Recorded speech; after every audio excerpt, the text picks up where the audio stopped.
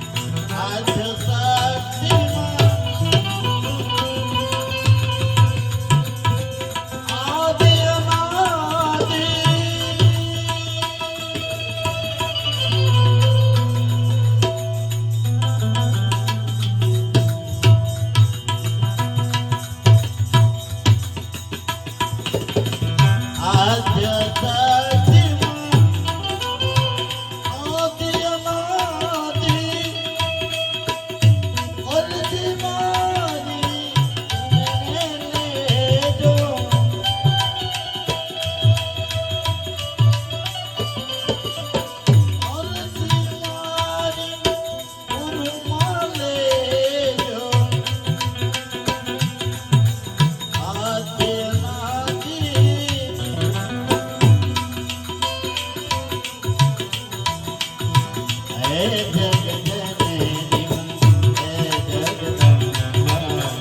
હે જગદંબા, હે જગદંબા.